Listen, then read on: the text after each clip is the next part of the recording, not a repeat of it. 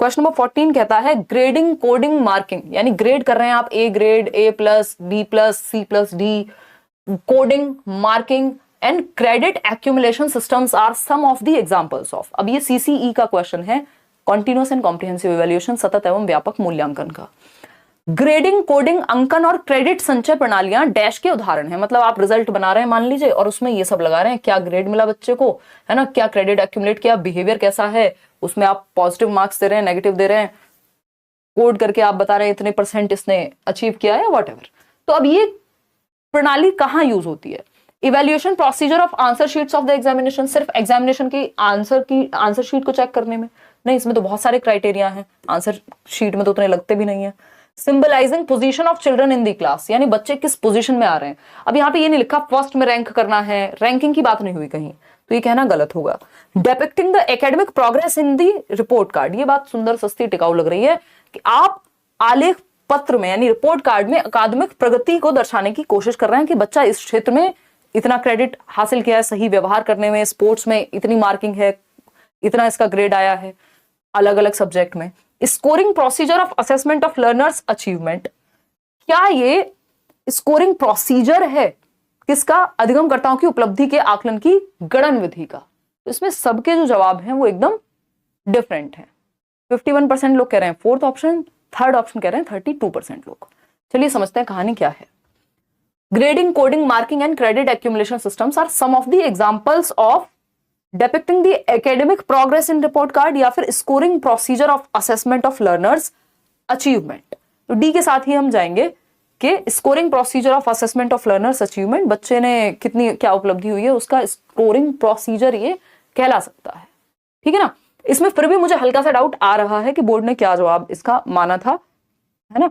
तो इस पे एक बार स्टार मार्क कर लेना, या तो मैं आप कमेंट बॉक्स में देख लेना एक बार, फाइनल आंसर की के साथ ही जाएंगे, क्योंकि ऐसा नहीं है कि अगर हम इसको, ऐसा नहीं है कि एकेडमिक प्रोग्रेस को दर्शा नहीं रहा, बट एकेडमिक प्रोग्रेस के अलावा भी इसमें बाकी चीजें हो सकती हैं जो दर्शाई जा सकती हैं। तो ये थोड़ा सा ऐसा है कि जहां सी भी सही हो सकता है, डी भी सही हो सकता है, लेकिन हमें ऑफिशियल के साथ जाना है। तो मेरे ख्याल में इसका शायद ऑफिशियल जो है वो सी मानते हैं लोग, बाकी फिर भी हम अभी डी के साथ जा रहे हैं। बेटर ऑप्शन ये है, इस पे स्टार मार्क कर लेंगे। आप कमेंट बॉक्स में देखेंगे, एक बार मैं पिन कर दूंगी जो भी इसका सही उत्तर होगा वो आप एक बार पढ़ लीजिएगा। ऑफिशियल होगा, मतलब सही तो सी और डी दोनों ही है अगर देखा जाए, लेकिन बेटर या बेस्ट किसको मानता है बोर्ड, तो उस केस में हम यहाँ रिस्क नहीं लेंगे। क्वेश्चन नंबर 15 देखिएगा एक बार। क्वेश्चन नंबर 15 कहता है assessment of learners achievement helps the teachers to. आज काफी थकान भी हो गई है, सुबह सुबह जिम जाके, बैडमिंटन खेल के, फिर थोड़ा सा सो के, फिर शाम से क्लास लेके, है ना। तो अभी मैं एकदम बढ़िया नींद वाले मौसम में हूँ, जो कि आएगी नहीं।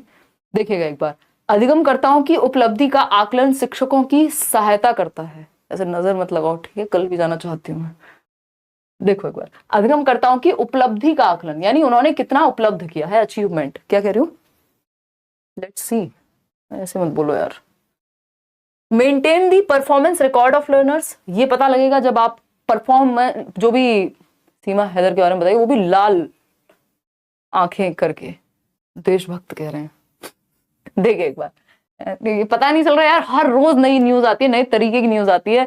कुछ लोग प्यार में देश छोड़ के आ रहे हैं, कुछ लोग प्यार में पता नहीं क्या क्या कर दे रहे हैं ना, धोखे दे रहे हैं, तलाक हो रहे हैं, पता नहीं क्या क्या चल रहा है, मतलब समझ नहीं आता। हर दिन कुछ ना कुछ अलग, मतलब इंटरनेट इतनी विचित्र जगह बन चुकी है कि जहां सही और गलत पे कमेंट करना बड़ा मुश्किल काम है।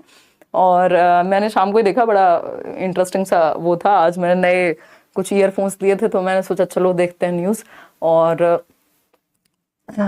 इसमें देखो अब क्या होता है, मतलब हु नोस, बताओ, पबजी खेल के प्रेम में पड़ जा रहे हैं लोग, मिलके नहीं होता है यहाँ लोगों से, है कमाल है।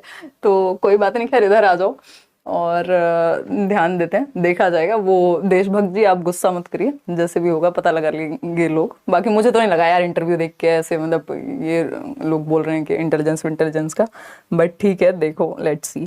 अभी गवर्नमेंट का काम है, वो देख लेगी अपने आप जो भी होगा। बाकी अगर ये नॉर्मल केस ही है जैसा मुझे लग रहा है, मतलब उसमें भी बहुत सारी चीजें हैं, इफ एंड बट्स हैं। चलो खैर कोई बात नहीं, पबजी वबजी मत खेला करो, घर वालों को कह दो आपको पबजी बैन करा दें। अब खतरा एक नहीं, अब खतरे अनेक हैं। देखिए एक बार क्वेश्चन नंबर 15 पे आ जाओ वापस। अच्छा मेरी नींद सी खुल गई ये क्वेश्चन पढ़ के।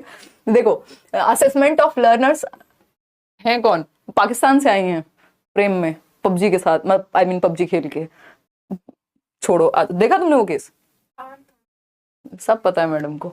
देखो, assessment of learners achievement helps the teachers to, अधिगमकर्ताओं की उपलब्धि का आकलन शिक्षकों की सहायता करता है क्या करने में। अगर आपको बच्चे का अचीवमेंट पता है, अचीवमेंट लेवल पता है, तो किस चीज में हेल्प मिलेगी आपको as a teacher? Performance record maintain करने में। भाई परफॉर्मेंस रिकॉर्ड मेंटेन करके आप बच्चे की मदद थोड़ी कर पा रहे हैं। Evaluate the effectiveness of pedagogy, यहां 100% सही उत्तर है कि आपके मेथड्स, भाई इवेल्युएट करने का पर्पस क्या है कि हम ये देख पाए जिन तरीकों से हमने पढ़ाया है और जैसा पढ़ाया है उससे अचीवमेंट क्या हो पा रहा है और क्या हम उसमें बेहतरी कर सकते हैं अपने सिस्टम में और अपने पेडागोजी में, यानी पढ़ाने के तरीके में कौन सा बेस्ट तरीका हो सकता है या पेडागोजी में क्या चेंज करने की जरूरत है। ठीक है ना, क्लियर है? हाँ देखो, हैप्पी गुरु भी कह रहे हैं हमसे सीटेट पास नहीं हो रहा, वहां पबजी से प्यार हो रहा है। बात सही है आपकी, लेकिन आप फोकस करिए यहीं, कोई बात नहीं, ऐसे दिल पे नहीं लेते चीजें। देखिएगा एक बार, अगर हम बात करें सी ऑप्शन है मेक एबिलिटी ग्रुपिंग। अब एबिलिटी ग्रुपिंग पॉजिटिव नहीं होती और जरूरत पड़े तो हेट्रोजेनस करनी है, विषम समूहन, जिसमें अलग अलग मिक्स्ड एबिलिटी ग्रुपिंग करनी है अगर करनी पड़े तो। Prepare activity log for teaching, ये भी नहीं है। सबसे बेटर है कि आप अपने मेथड्स में क्या चेंज ला सकते हैं, इसलिए आप आकलन करते हैं कैसे बेहतर बनाएंगे अपनी टीचिंग लर्निंग प्रोसेस को। इसलिए तो आप बता रहे हैं पोल में कि कितने लोग गलत जवाब दे रहे हैं। अगर मुझे नहीं पता लगता आज कि आप एल्फ्रेड बिने को कॉन्सेप्ट ऑफ आईक्यू देने वाला व्यक्ति मानते हैं, तो मैं अपना सर पकड़ के कैसे बैठती आज कि आपको नहीं पता ये बात। इतना कॉमन क्वेश्चन अगर पोल में आप लोग जवाब नहीं देते, मुझे पता लगता ही नहीं, है ना। क्वेश्चन नंबर 16 देखिए, inclusive education is based on the principle of, ये भी क्वेश्चन कई बार आ चुका है अलग अलग तरीकों से। समावेशी शिक्षा डैश के सिद्धांत पर आधारित है। इंक्लूसिव एजुकेशन मतलब हर किसी को इंक्लूड करना। अब इंक्लूड करना किस आधार पे, मतलब कोई भी बच्चे में दिक्कत है, कोई भी बहुत अच्छी बात है, मतलब बच्चे को हो सकता है कोई डिसेबिलिटी हो, बच्चा गिफ्टेड हो, क्रिएटिव हो, हर तरह के बच्चों को हम रेगुलर स्कूल में पढ़ाते हैं। सोशल इक्विलिब्रियम बना रहेगा? नहीं। इसका सिंपल सा जवाब है इक्विटी एंड इक्वल अपॉर्चुनिटीज पे बेस्ड है inclusive education. Social existence, world brotherhood, nothing. समता एवं समान अवसर, यानी हर बच्चे का अधिकार है कि वो एजुकेशन ले सके और अपनी नीड के अनुसार एजुकेशन ले सके। Equity is more important. Equality ठीक है, यहाँ पे इक्वालिटी क्या है, दो लोगों को बराबर का अधिकार दे दिया आपने, लेकिन इक्विटी क्या है, दो को बराबर तो दे दिया, ये तो देख लो कि कम से कम बराबर हैं भी वो या नहीं। एक के पास तो पेन नहीं है और आप कह रहे हो दोनों को लिखना है, एक के पास 10 पेन है, तो वो इक्विटी मतलब आप नीड को ध्यान में रख रहे हैं वहां पे। उसी बेसिस पे रिजर्वेशन बनाया जाता है। आप देखते हैं बिहार में महिलाओं के लिए रिजर्वेशन है जॉब में, या फिर अगर हम बात कर रहे हैं मेट्रो में आपने एक कोच दे दिया, उसके रीजंस हैं कि हम इक्विटी को ध्यान में रख रहे हैं। या मैटरनिटी लीव्स मिलती हैं फीमेल्स को, क्यों? क्योंकि बच्चे को जन्म देना इज अ प्रोसेस और वहां नीड के हिसाब से आपने अवसर दिया है या उस तरह की चीजें अवेल कराई हैं। तो इक्विटी एंड इक्वल अपॉर्चुनिटीज पे बेस्ड है इंक्लूसिव एजुकेशन के। एक बच्चा जो दौड़ के नहीं जा सकता, तो आप ये नहीं कहेंगे सीढ़ियों पे दौड़ के जाओ क्योंकि, और वो आया है व्हील चेयर पे, तो आप सीढ़ियों की जगह रैंप बनाएंगे जहां दौड़ के भी जा सके बच्चा और जो व्हील चेयर वाला बच्चा है वो भी जा सके। तो आपने इक्विटी का ध्यान रखा है, वहां नीड के हिसाब से अपने सिस्टम में परिवर्तन किया, ना कि बच्चे में। तो इंक्लूसिव एजुकेशन इक्विटी पे आधारित है और यहां सिस्टम में चेंज होता है बच्चे के लिए, बच्चे में चेंज नहीं होता सिस्टम के लिए। क्वेश्चन नंबर 17 देखिएगा फटाफट से, क्या कहता है, the rights of persons with disabilities has been enacted in the year, यानी एक एक्ट आया था आरपीडब्ल्यूडी एक्ट, है ना, right of persons with disabilities act, दिव्यांग जन अधिकार अधिनियम वर्ष डैश में लागू हुआ। अब यहां पे उत्तर है दो सही, है ना। 1992 नहीं, ये तो कहीं से भी सही नहीं है। उन दो सही उत्तरों में ये तो नहीं आता है, ठीक है ना। असम में ऑनलाइन गेम में जीएसटी लगा दिया असम गवर्नमेंट ने, बहुत ही बढ़िया है। जीवन का पता नहीं है किधर जाना है, ऑनलाइन गेम में लोग घंटों घंटों लगाते हैं। देखिए एक बार, देखिए तो जीएसटी का टैक्स तो बस रोने लग जाऊंगी मैं, अब इससे आगे बात नहीं करनी, टैक्स के बारे में कोई बात नहीं करेगा। 1992 1999 ये हट जाता है। 1995 में भी एक पर्सन्स विद डिसेबिलिटीज एक्ट आया था और 2016 में भी। अब ये कौन सा सही होगा? 49% लोग सही जवाब दे रहे हैं, है ना। वो क्या है, 2016 इज द राइट आंसर, क्योंकि right of persons with disabilities जब लिखा होगा, आरपीडब्ल्यूडी पूरा लिखा है, तो 2016 वाला एक्ट है। जब 1995 वाला एक्ट है तो वो पीडब्ल्यूडी एक्ट था, persons with disabilities. Right of persons लगा दिया तो 2016 हो गया, ठीक। इसमें सिर्फ 7 डिसेबिलिटी, कितनी 14 डिसेबिलिटीज थी क्या? 7 थी और 14 ऐड हुई, 21 डिसेबिलिटीज इसमें हो गई आपकी 2016 वाले में टोटल नंबर ऑफ डिसेबिलिटीज जो है, जिसमें ड्वार्फिज्म, बोनापन, एसिड अटैक विक्टिम्स, ये सब आते हैं। मैंने इस पे भी एक वीडियो बनाया हुआ है और बैच में भी हम करेंगे जल्दी ही। और इसमें थी सिर्फ 7 डिसेबिलिटीज। 1995 वाले एक्ट में 14 डिसेबिलिटीज ऐड हुई हैं। इक्विवेलेंट या मोर देन 40% डिसेबिलिटी होनी चाहिए। अगर किसी भी एक्ट में किसी व्यक्ति को दिव्यांगता का जो परसेंटेज है वो एटलीस्ट 40% होना चाहिए, सर्टिफिकेट होना चाहिए, तब जा करके जॉब्स वगैरह में या जहां पे भी। ये राइट्स के लिए था दिव्यांगजनों के, या मैं कहूँ right of persons with disabilities, नाम से पता लग रहा है। क्वेश्चन नंबर 18 देखिएगा एक बार और जवाब दीजिएगा। Children with individual differences should be taught in a school having teachers. व्यक्तिगत विविधताओं वाले बच्चों को पढ़ाने के लिए ऐसे विद्यालय होने चाहिए जहां व्यक्तिगत विभिन्नताएं, मतलब व्यक्तिगत विभिन्नताएं तो होंगी बच्चों में, आज ही टॉपिक कराया है आपको बैच में, है ना। तो अगर हम बात करें तो यहां पर अगर हम बात कर रहे हैं तो व्यक्तिगत विभिन्नताओं वाले बच्चों को कैसे पढ़ाना चाहिए स्कूल में, ठीक है ना। बहुत बढ़िया पूजा, पढ़ लो भाई, है ना। To teach in different sections of classrooms based on their individual differences. अलग अलग सेक्शन में विभाजित कर दो, बच्चों को अलग थलग नहीं करना, है ना। एबिलिटी ग्रुपिंग हो गई है कि एबिलिटी के आधार पर 90% वाले बच्चों को ए सेक्शन में, 70% वाले को बी सेक्शन में, तो ये नहीं करना हमें। जरूरत पड़े तो मिक्स्ड ग्रुपिंग कर देनी है। Trained to use different pedagogy to meet their diverse learning needs. इसको इगैलिटेरियन पेडागोजी कहते हैं। नया कॉन्सेप्ट होगा कई लोगों के लिए, है ना। आज भी हमने डिस्कस किया था ये इगैलिटेरियन पेडागोजी, यानी कि टीचर्स को कैसे मेथड, पेडागोजी का मतलब क्या है, मेथड्स ऑफ टीचिंग है यहाँ पे, या वेज ऑफ टीचिंग है, art science of teaching. Trained to use pedagogy to meet their diverse learning needs. ऐसे टीचर्स पढ़ाएं जो ट्रेंड हो विविध बच्चों को उनकी नीड के अनुसार सिखाने में, जो डिफरेंशिएटेड इंस्ट्रक्शन का पालन कर सकते हो। Children with specific individual differences नहीं, सभी तरह के बच्चे, इसमें इंडिविजुअल डिफरेंसेस भी आ जाएंगे डाइवर्स नीड में। होमोजीनियस का मतलब है एक जैसे बना दोगे सारे बच्चों को, रोबोट्स बना दो ना, फिर उनको चिट्टी बन जाएंगे सारे, नहीं। B option is the right answer. आगे बढ़ेंगे क्वेश्चन नंबर 19 पर। देखिएगा ये भी क्वेश्चन अच्छा है, इसमें कंफ्यूजन क्रिएट हुई थी जब ये आया था। देखिएगा एक बार, क्वेश्चन नंबर है 19, तसल्ली से चलेंगे, समझ बनना बहुत जरूरी है।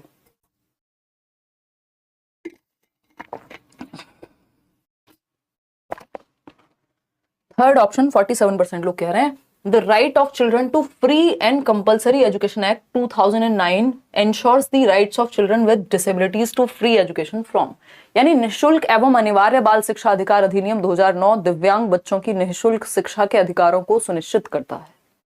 बताइएगा मतलब क्या है, right of children to free and compulsory education, लेकिन कैसे बच्चों के लिए, बच्चों के लिए विद डिसेबिलिटीज, वो बच्चे जिनको दिव्यांगता है। तो आरटीई जब हम पढ़ते हैं हमें पता है 6 से 14 वर्ष की बात हुई है, लेकिन एक डिफरेंट सेक्शन में, है ना, गलत दे दिया ना 64% लोगों ने, भावनाओं में बह के जवाब, पढ़ा ही नहीं, डिसेबिलिटी लिखा था, है ना। 3 to 18 ईयर्स होगा, जी नहीं। जवाब क्या होगा, 6 to 18 ईयर्स, क्योंकि वो बच्चे जो डिसेबल्ड हैं उनके लिए एक अलग से ये आरपीडब्ल्यूडी एक्ट लाया गया था। आरटीई ही ये बात को मान्य करता है कि वो बच्चे, जो साधारण बच्चा है, सामान्य बच्चा, उसका 6 से 14 वर्ष फ्री एंड कंपलसरी एजुकेशन होनी चाहिए। कोई टेस्ट नहीं लिया जाएगा, कोई पैसे नहीं लिए जाएंगे उससे, और कंपलसरी है कि वो स्कूल में एजुकेशन ले। कक्षा कितने से कितने तक बताओ फटाफट से, कक्षा 1 से 8 तक। अभी इसको बढ़ाने की बात चल रही है नई एजुकेशन पॉलिसी में, लेकिन डिसेबल्ड बच्चे के लिए 4 साल एक्स्ट्रा थे, 6 से 18 वर्ष। अगर बच्चा दिव्यांग है, उसको कोई भी दिव्यांगता है, डिसेबिलिटी है, तो 6 से 18 वर्ष है। ये बात राइट टू एजुकेशन कहता है, एक अलग मैंडेट में उन्होंने इसको डाल दिया था। क्वेश्चन नंबर 20 देखिएगा और जवाब दीजिएगा। क्या कहता है question number 20? Providing teaching learning materials in accessible formats to the diverse learners implies, विविध अधिगमकर्ताओं के लिए सुगम्य स्वरूपों में शिक्षण अधिगम सामग्रियां प्रदान करने का तात्पर्य डैश से है। बताइएगा एक बार। फर्स्ट ऑप्शन है universal inclusive education, ethical considerate, universal code of teaching practices, universal humanistic approach of teaching, या यूनिवर्सल डिजाइन ऑफ लर्निंग। ये बात भी हम डिस्कस कर चुके हैं, इसमें बहुत गलत जवाब। क्या क्या कौन से सस्ते नशे हैं ये, क्या कहूं, मैं नहीं कहना चाहती हूं बट क्या करूं, इतने जवाब गलत दे रहे हो आप लोग। 71% लोग ए कहने में लगे पड़े हैं। भाई कॉन्सेप्ट भी तो होता है एक, चलो कोई बात नहीं, अभी इंक्लूसिव एजुकेशन करेंगे हम। यूडीएल का कॉन्सेप्ट है जो इंक्लूसिव एजुकेशन में लागू होता है, बस इंक्लूसिव एजुकेशन लिखा है इसलिए यही सही जवाब होगा। ये जो सिर्फ पॉजिटिव और नेगेटिव वर्ड पे नहीं टिके रहना है, की वर्ड्स के अनुसार नहीं जाते हैं, वो कुछ चीजें फैक्चुअल हैं जो उसी तरह से वर्क करती है ना। इसलिए जब सब कुछ पढ़ लिया जाए, सारा सिलेबस हो जाए, तब हम कीवर्ड पे जाते हैं, ठीक है ना। तो विविध अधिगमकर्ताओं के लिए सुगम्य स्वरूपों में शिक्षण अधिगम सामग्रियां प्रदान करने का तात्पर्य डैश से है। Universal inclusive education ethical considerate जी नहीं। जब आप teaching learning material in accessible formats to the diverse learners, अलग अलग बच्चों को जैसे भी एक्सेसिबल फॉर्मेट में आपके पास जो भी एक्सेसिबल है बच्चों तक पहुंचा रहे हैं आप, अलग अलग नीड्स वाले बच्चों के लिए, इसको universal design of learning UDL कहते हैं। अधिगम की सार्वभौमिक संरचना कहते हैं कि सभी के लिए एक ऐसा डिजाइन है कि हर बच्चे की नीड वहां फुलफिल हो सके। इसमें आपकी कोई गलती नहीं है, ये फैक्चुअल क्वेश्चन है, इसको ऐसे याद रखना पड़ेगा, है ना। ये एक तरह की स्कीम हो गई, ये प्लान है बच्चों को सिखाने का। क्वेश्चन नंबर 21 देखिएगा फटाफट से। क्वेश्चन नंबर 21 क्या कहता है भाई? Dash involve self awareness and control of cognitive abilities, for example planning, reviewing and revising etcetera. स्व जागरूकता एवं संज्ञानात्मक क्षमताओं का नियंत्रण, जैसे योजना बनाना, समीक्षा करना और संशोधन करना। नोट्स में दिया हुआ है, सबसे लास्ट वाला टॉपिक यही है, अगर आपने ध्यान से देखा होगा तो, है ना। तो अगर हम बात करें स्व जागरूकता यानी self awareness, awareness of the awareness, याद आ रहा है? मेटा कॉग्निशन, बहुत बढ़िया, 49% एटलीस्ट दे पा रहे हैं, है ना, सही जवाब। अब इसमें कई लोगों को ये कॉग्निशन लग रहा होगा, लेकिन जैसी बात होगी ना, dash involve self awareness and control of cognitive abilities, यानी कॉग्निटिव एबिलिटीज क्या होती हैं? दिमाग से जुड़ी हुई abilities, thinking, reasoning, problem solving, decision making, attention, perception, memory, ये सब जो भी काम दिमाग से हो रहे हैं वो सब कॉग्निटिव एबिलिटीज हैं। लेकिन इन्होंने कह दिया self awareness and control of cognitive abilities, यानी ये जो जितनी भी कंट्रोल कॉग्निटिव एबिलिटीज मैंने आपको बताई, जिसमें थिंकिंग है, रीजनिंग है, प्रॉब्लम सॉल्विंग है, इन सबको भी कंट्रोल करने की क्षमता है। तो ये कॉग्निटिव के भी बियॉन्ड चला गया। बियॉन्ड का मतलब होता है मेटा, या मेटा का मतलब होता है बियॉन्ड। अभी आया ना मेटावर्स, मार्क जुकरबर्ग लेकर के आ रहे थे, तो मेटा का मतलब है बियॉन्ड। अब मेटा का मतलब हो गया बियॉन्ड, और कॉग्निशन का मतलब हो गया संज्ञान, beyond thinking, thinking about thinking, यानी cognitive abilities, thinking, reasoning, problem solving, इन पे भी कंट्रोल है, यानी बियॉन्ड कॉग्निटिव एबिलिटीज या बियॉन्ड कॉग्निशन जाने की क्षमता है, ठीक है ना। संज्ञान बोध या परासंज्ञान कहते हैं इसको। क्लियर है बात? महंगा नशा है मैम सीटेट का। बहुत बढ़िया प्रिया तिवारी, मैं तो मजाक कर रही थी, आ जाओ। तो ये कॉग्निशन के बियॉन्ड चले गए ना, क्योंकि कॉग्निटिव एबिलिटीज को कंट्रोल करने की बात हो गई। प्लानिंग, रिव्यूइंग, रिफ्लेक्ट करना, thinking about thinking, awareness of awareness, ये सब मेटा कॉग्निशन से जुड़े हुए हैं। सिर्फ थिंकिंग की बात होती तो कॉग्निटिव हो जाता, यहां कॉग्निटिव एबिलिटीज को भी कंट्रोल करने की बात हुई है। क्वेश्चन नंबर 22 देखिए, when children think to interpret the received information according to their experiences, it is called. जब बच्चे प्राप्त की गई सूचनाओं की व्याख्या करने के लिए अपने अनुभवों के आधार पर सोचते हैं, तो डैश उसे कहा जाता है क्या? प्राप्त की गई सूचनाओं की व्याख्या करने के लिए, यानी जो इंफॉर्मेशन उनके पास है उसको इंटरप्रेट कर रहे हैं, किस बेसिस पे? जो अनुभव वो पहले ले चुके हैं, है ना। अब इस पे क्या उदाहरण दिया जा सकता है? आज तो घूम फिर के यही चलेगा। आज जब से निशा आई है, मैं ये नए ईयरफोन्स लगा के बैठी थी और ये कुछ कुछ बोल रही थी, और मैं पूरे टाइम, एक क्लास के बीच में गैप था, यही सुनने में लगी हुई थी। तो उसने बोला, इसने ध्यान दिया, कह रही नए हैं, मैंने तभी तो नहीं निकल रहे हैं। और मुझे टेक्नोलॉजी का बेसिकली शौक है, अदरवाइज तो क्या ही है इनमें, और मैं बहुत टाइम बाद कुछ नया लेके खुश हूँ। तो आज सारे एग्जाम्पल इसी पे जाएंगे। देखो एक बार, अगर हम बात करें तो 58% लोग इसमें गलत उत्तर दे रहे हैं, तालियां बजा दीजिए अपने लिए। जब बच्चे प्राप्त की गई सूचनाओं की व्याख्या करने के लिए, व्याख्या करने में कौन सी क्रिएटिविटी लगती है सरकार, बताइए जरा।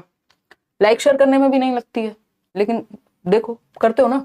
तो when children think to interpret the received information according to their experiences, यानी रिसीव्ड इंफॉर्मेशन को इंटरप्रेट करने के लिए अपने अनुभव के आधार पर आप इंटरप्रेट कर रहे हैं, इसको क्या कहेंगे? रिफ्लेक्टिव थिंकिंग कहेंगे, क्रिएटिव थिंकिंग कहेंगे, एब्स्ट्रैक्ट। कुछ नया तो बना नहीं रहे हैं, ये तो लिखा नहीं है कुछ नया, कुछ नोवेल कर रहे हैं, कुछ ओरिजिनल कर रहे हैं, या फिर कुछ हम कहें डाइवर्जेंट थिंकिंग लग रही है, वैसी भी बात नहीं है। एब्स्ट्रैक्ट थिंकिंग, अमूर्त की कोई बात ही नहीं हुई है।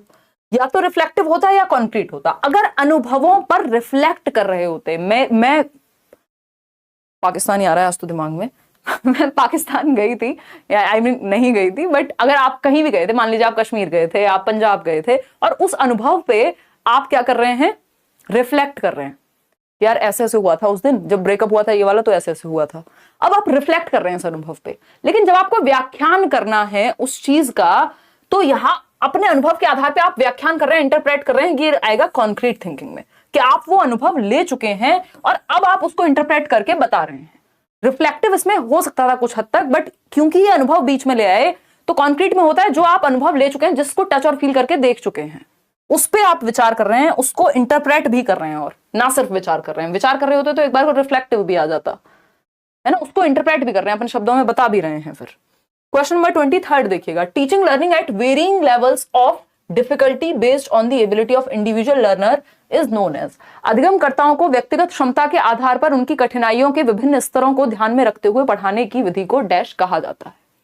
बताइएगा, यानी कि अधिगमकर्ता को व्यक्तिगत क्षमता के आधार पर उनकी कठिनाइयों के विभिन्न स्तर, यानी डिफिकल्टी का लेवल हो सकता है, किसी को मुश्किल क्वेश्चन में दिक्कत हो रही हो, आप में से कई लोग हो सकते हैं जिनको हर क्वेश्चन में दिक्कत हो रही है आज, है ना, आज बहुत रॉन्ग हुए हैं जैसा अंजलि बोल रही हैं। तो अब मुझे क्या देखना होगा यहाँ पे, वेरिंग लेवल ऑफ डिफिकल्टी। मैंने स्पीड अपनी स्लो कर दी कि भाई स्लो चलेंगे, डिटेल में चलेंगे, समझते हुए चलेंगे, varying level of difficulty based on the ability of individual learner, ताकि हर एक व्यक्ति का ध्यान रखा जा सके कि सबको समझ में आ जाए, कोशिश ये होनी चाहिए। इसको डिफरेंशिएटेड इंस्ट्रक्शन कहते हैं, यानी विभेदी अनुदेशन या विभेदात्मक अनुदेशन कहते हैं कि आप अपने इंस्ट्रक्शन में, एक होता है स्टैंडर्ड इंस्ट्रक्शन या यूनिफॉर्म इंस्ट्रक्शन, दोनों ही इतने नेगेटिव वर्ड हैं, यूनिफॉर्म इंस्ट्रक्शन या स्टैंडर्डाइज्ड इंस्ट्रक्शन, यानी सबको एक डंडे से हाँकेंगे, don't beat everyone with the same stick. हजारों बार की बात मैंने आपसे कही है, एक रूपी नहीं होना चाहिए अनुदेशन। यूनिफॉर्म तक सही होता है जब आप कपड़े स्कूल में एक जैसे पहनते हैं, लेकिन मेथड अगर एक जैसा टीचर इस्तेमाल करने लग गया हर बच्चे के लिए तो बच्चों की समझ में नहीं आने का, क्योंकि बच्चे क्या हैं, इंडिविजुअल डिफरेंसेस रखते हैं और उनमें व्यक्तिगत विभिन्नताएं पाई जाती हैं। सारे बच्चे सेम लेवल पे नहीं सीख सकते, कुछ को थोड़ा डिटेल में बताना होता है आसान करके, कुछ को एक्सपेरिमेंट करके दिखाना होता है, यानी varying level of difficulty based on the ability of learner. बच्चे की नीड, उसकी क्षमता के आधार पर आप सिखाते हैं डिफरेंट मेथड्स का प्रयोग करके, इसी को डिफरेंशिएटेड इंस्ट्रक्शन कहते हैं। ये सेलेक्टिव प्रिसीजन कोई मतलब नहीं, एररलेस कुछ हो ही नहीं सकता। चलिए आगे बढ़ते हैं क्वेश्चन नंबर 24 पर। ये भी एक आउट ऑफ सिलेबस सा ही क्वेश्चन इन्होंने दिया, मतलब आउट ऑफ सिलेबस तो एग्जैक्टली नहीं कह सकते क्योंकि ये कहीं ना कहीं अगर देखा जाए तो लर्निंग से ही जुड़ा हुआ है, बट ये सीटेट के लेवल का क्वेश्चन था नहीं, बट कोई बात नहीं। क्वेश्चन नंबर 24 देखिएगा, जवाब दीजिएगा, गलतियां होंगी कोई बात नहीं, इसमें जायज है, बट आसान क्वेश्चन में गलती जायज नहीं है।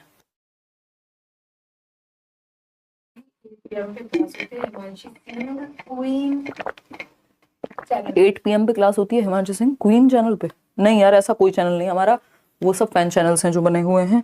यूट्यूब अपने आप देख रहा है, वैसे तो हम अगर कोई कुछ बहुत ज्यादा गलत नहीं कर रहा तो कुछ कहते रहते नहीं है, अदरवाइज ये बात एकदम गलत है। अगर कोई इम्पर्सोनेट करने की कोशिश कर रहा है या फिर मतलब फेक कोई उस तरह का काम, मेरी लाइव क्लास सिर्फ एक ही चैनल है अपना, लेट्स लर्न, दूसरा चैनल है व्लॉग वाला हिमांशु सिंह, उस पर रेयर ही कभी मैं मिलती हूँ आपके साथ। तो कहीं भी अगर लाइव क्लास मेरे नाम पे हो रही है तो वो या तो कोई फैन चैनल हो सकता है या फिर कोई फ्रॉडबाजी भी हो सकती है, तो इसकी जिम्मेदारी बिल्कुल भी नहीं है। इसीलिए मैं आपको बार बार कहती हूँ, अगर आप कोर्स भी ले रहे हैं तो भी सिर्फ करियरविल से लीजिए। कई फेक वेबसाइट्स लेट्स लर्न के नाम पे बनी हुई हैं, टेलीग्राम चैनल, 70 चीज़ें हैं, फिर आपके पैसे भी बर्बाद होंगे और समय भी। यूट्यूब पर चलो फिर भी आप एक बार को फ्री देखते होंगे।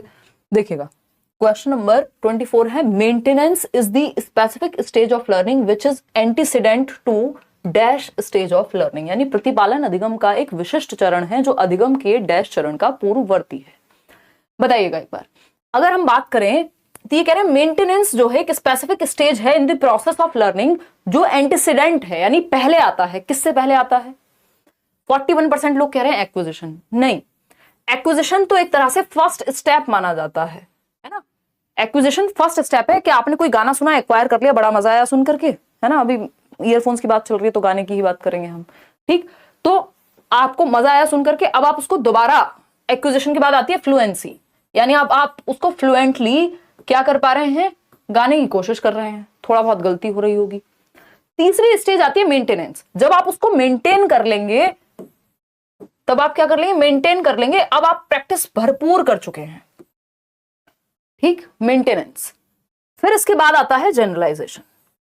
जनरलाइजेशन में आपने जो सीखा है उसको अब आप किसी भी नई सिचुएशन में भी लागू कर पाएंगे, है ना। अब उस गाने से आप 4 गाने और बना देंगे, है ना, उस गाने का बैंड बजा देंगे, रील्स बना देंगे।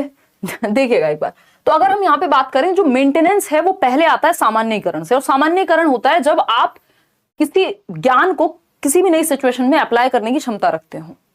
तो वो जनरलाइजेशन बाद की स्टेज है, उससे पहले मेंटेनेंस आता है, और उससे भी पहले फ्लुएंसी, और उससे भी पहले एक्विजिशन आता है। ठीक है ना। तो ये मुख्य 4 स्टेप्स हैं। मोटिवेशन, इंडिपेंडेंस, ये तो काम का यहाँ है ही नहीं। तो मेंटेनेंस से पहले जनरलाइजेशन आता है, और सबसे पहले एक्विजिशन, क्योंकि आपने लर्निंग को एक्वायर किया, आपने खाना बनाना सीखा, है ना, रोटी को बनते हुए देखा, सीखा, एक्वायर किया उस बिहेवियर को, है ना, एक्वायरिंग यहाँ पहला स्टेप हो गया। इनके अलग अलग नाम भी हो सकते हैं, आपको मिल जाएंगे, बट ये इजीएस्ट वेज हैं या इजीएस्ट टर्म्स हैं। एक्वायर कर लिया आपने, अब एक्वायर करेंगे तो क्या बनेंगे आप, फ्लुएंट भी बनेंगे। अब आप उसको बार बार करेंगे, है ना, या आप खुद से रिपीट करके देख रहे हैं, रोटी बना के देख रहे हैं, भारत का नक्शा बन गया, फिर ठीक बनाई एक बार और उसकी प्रैक्टिस की, इस लेवल पे प्रैक्टिस की, यानी मेंटेनेंस। अब आप मेंटेन कर पा रहे हैं उस एक शेप को या उस सुर को, जो सुर लगाया था गाने गाते समय, जब एक बार सही लग गया था, मैं हूं जियान वाला गाना गा रहे हैं आप। फिर उसके बाद आता है आपका जनरलाइजेशन, सामान्यीकरण, कि अब आप रोटी की जगह पराठा भी बना देंगे जरूरत पड़ी तो, आप नई सिचुएशंस में क्या है, उस ज्ञान को अप्लाई करने के काबिल बन गए। ठीक। तो सबसे पहले आप अधिग्रहण या अर्जित करते हैं, कोई भी लर्निंग की प्रोसेस है, गाना सुना, गा के देखा, उसको बहुत बार रियाज किया, मेंटेन किया, जनरलाइजेशन, अब वो सुर आप नई जगह भी लगा सकते हैं।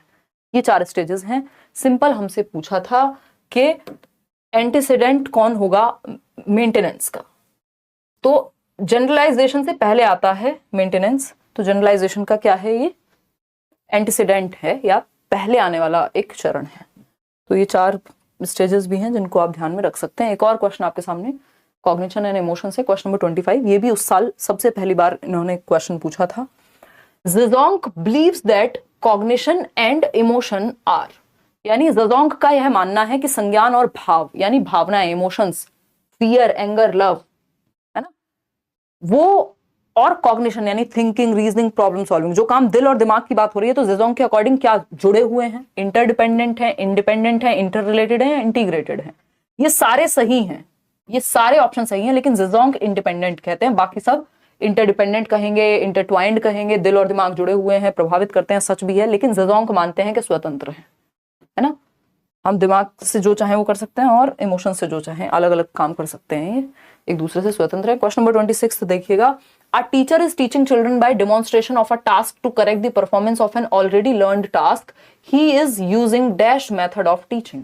यानी पहले से सीखे हुए कार्यों में सुधार लाने के लिए शिक्षक बच्चों को प्रदर्शन देकर सिखा रही है कि भाई, ये जो तुम कोई चित्र बनाते हो, या मान लीजिए आपके पेरेंट्स भी हो सकते हैं, साइकिल चलाना है, कोई ड्रॉ करना है किसी चीज को, कि भाई तुमने ये सीख तो लिया, मान लीजिए हिंदी लिखना, लेकिन ये क्या करते हो, ये कुछ होता है, ये लहरें थोड़ी हैं पानी की, जो तुम शिरोरेखा को पानी की लहरें बना देते हो।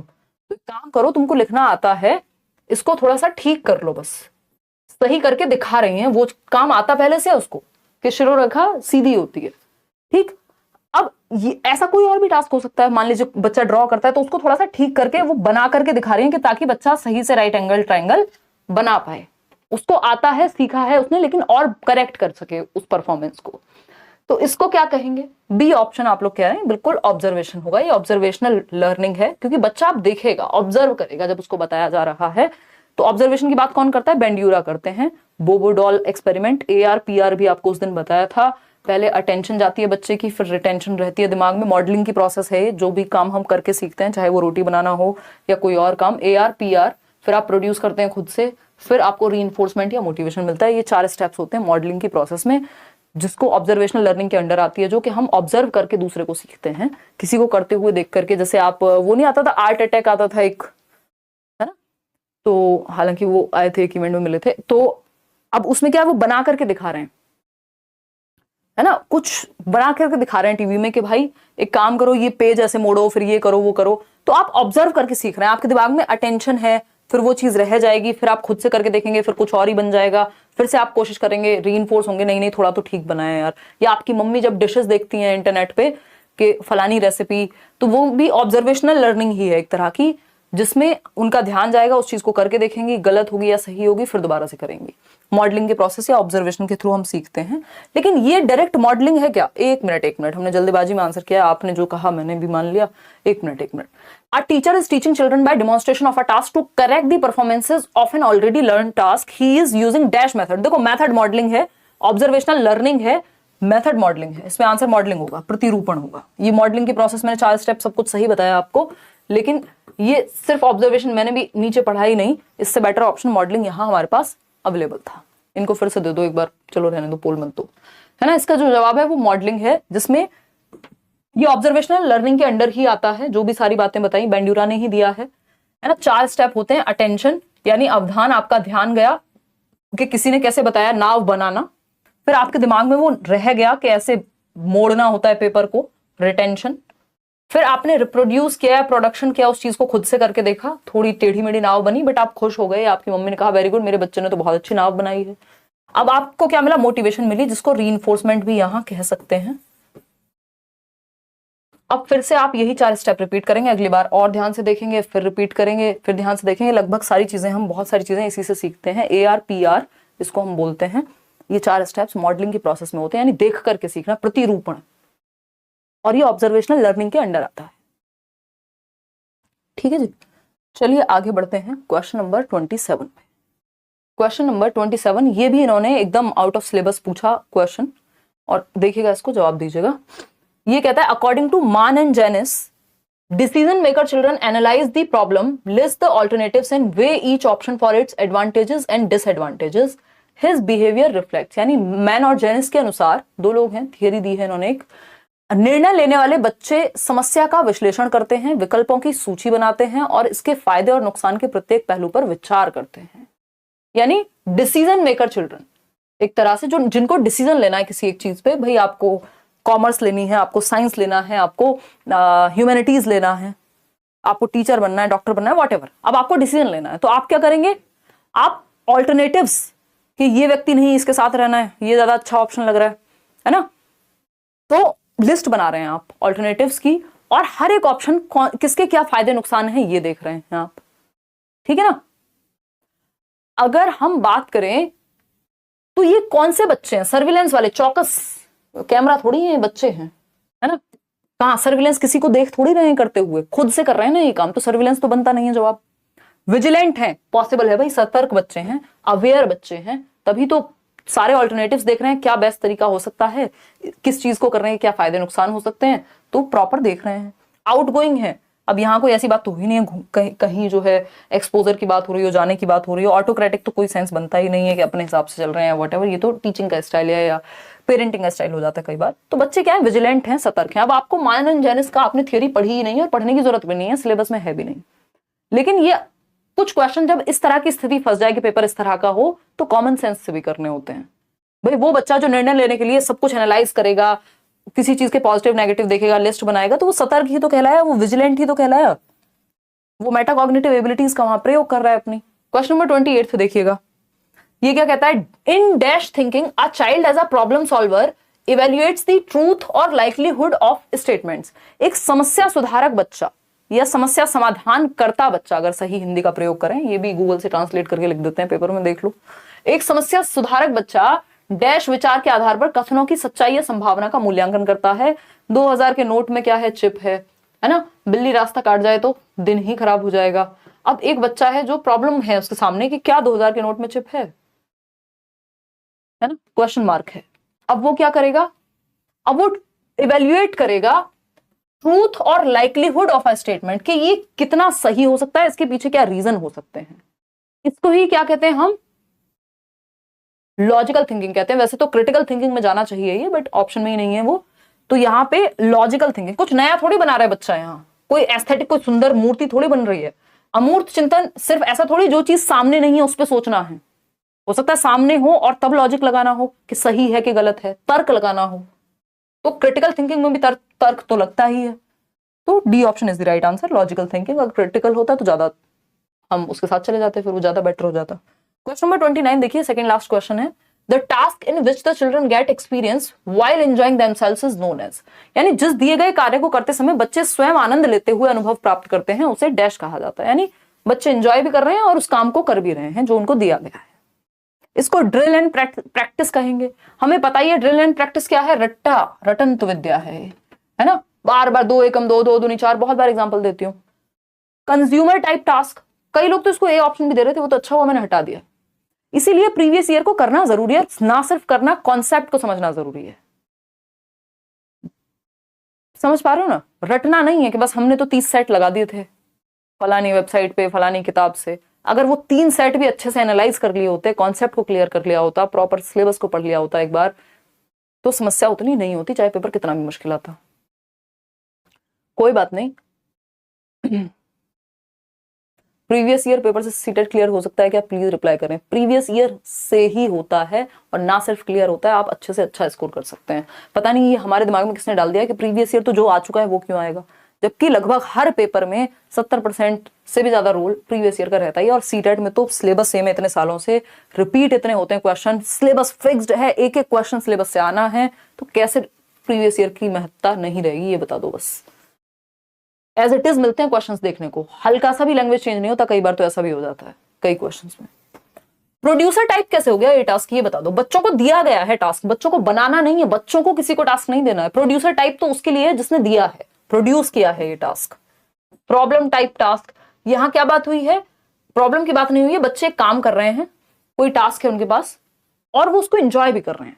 इस तरह के काम को कंज्यूमर टाइप टास्क कहा जाता है। हालांकि इसमें आपकी गलती नहीं है, ये आउट ऑफ सिलेबस ही कहेंगे इस क्वेश्चन को तो हम। उपभोक्ता प्रकार का कार्य है ये, कंज्यूमर टाइप टास्क है, जिसको वो कंज्यूम कर रहे हैं, एंजॉय कर रहे हैं। कोई टास्क है, कोई पेंटिंग साथ में बनानी है व्हाटएवर, और उसको कहने को प्रॉब्लम सॉल्विंग का ही पार्ट अगर देखा जाए तो।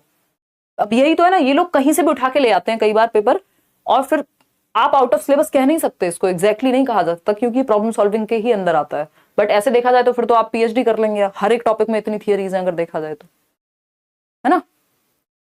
कोई बात नहीं संजिता, प्रैक्टिस करोगे 2-4-6 दिन, बढ़िया हो जाएंगी चीजें। कंज्यूमर टाइप टास्क, ये नए क्वेश्चंस भी तो, या इस तरह के क्वेश्चंस भी तो करना जरूरी है ना, ताकि जमीन पे पैर रहे, हम थोड़ा सतर्क होकर जवाब दें पेपर में, ओवर कॉन्फिडेंस में ना बह जाएं। तो उपभोक्ता प्रकार का टास्क है जिसमें बच्चा कंज्यूम भी कर रहा है और एंजॉय भी कर रहा है। ठीक, सिर्फ प्रॉब्लम टाइप नहीं है कि जिसमें कॉम्प्लेक्स होता है प्रॉब्लम वाला टास्क, इसमें एंजॉय करे जरूरी नहीं है। क्वेश्चन नंबर 30 देखिएगा, आज के लिए आखिरी सवाल है। Multi sensory approach in teaching learning is the simultaneous use of visual, auditory, tactile and dash senses to enhance learning. यानी कोई गार्डनर का क्वेश्चन नहीं दिया पूरे सेट में, अगर आप देखेंगे, है ना, अपनी मर्जी से कुछ भी चल रहा है इनका। बहुसंवेदी, क्योंकि आईक्यू का क्वेश्चन आ गया था तो गार्डनर हटा दिया इन्होंने। बहुसंवेदी शिक्षण अधिगम की प्रविधि में अधिगम संवर्धन हेतु दृश्य, श्रव्य, स्पर्श और डैश संवेदनाओं का एक साथ प्रयोग किया जाता है। यानी हम जब मल्टीपल सेंसेस को, हम कहते हैं ना भाई, बच्चे के जितने ज्यादा सेंसेस इन्वॉल्व होंगे उतना बढ़िया है। यानी जो हमारे 5 सेंसेस हैं, देखना, सुनना, टच, फील, टेस्ट, ये सब जितना इन्वॉल्व होंगे बच्चे के सेंसेस उतना बेहतर है। अगर आप उसको दिखा रहे हो कोई चीज, सुना भी दो साथ में। तो मल्टी सेंसरी अप्रोच जिसमें बच्चे के मल्टीपल सेंसेस जो हैं, नहीं ईडब्ल्यूएस नहीं लगेगा सीटेट में हुजैफा, क्योंकि यहां आपको कोई मेरिट का फायदा नहीं होता ना। सीटेट में आपका किसी से कोई कंपटीशन नहीं है, आपका सिर्फ खुद से ही है कंपटीशन, है ना। उसमें भी खुद से भी क्या कहें, 90 नंबर लेकर के आने, किसी से कोई कंपटीशन नहीं है। जब आप केंद्रीय विद्यालय का पेपर देने जाएंगे, जब आप चंडीगढ़ वाला पेपर देंगे, जब आप NEET+B का एग्जाम देंगे, वहां दूसरों के साथ कंपटीशन वहां भी होता आपके साथ ही है, बट वो मेरिट में आपको ऊपर आना होता है, तो इसलिए बाकी लोगों के साथ कंपटीशन मैटर करेगा, तो वहां ईडब्ल्यूएस का फायदा मिलता है, यहाँ नहीं मिलेगा। ये तो क्वालिफाइंग एग्जाम है ना। तो visual, auditory, tactile and senses to enhance learning, यानी टच करके भी, सुन करके भी, देख करके भी, यानी बच्चे के मल्टीपल सेंसेस इंक्लूडेड हैं। तो इसको हम क्या कहेंगे, ये है काइंस्थेटिक लर्निंग, क्योंकि जिसमें बच्चा हर एक पक्ष में क्या है, एक्टिव है। तो 42% लोग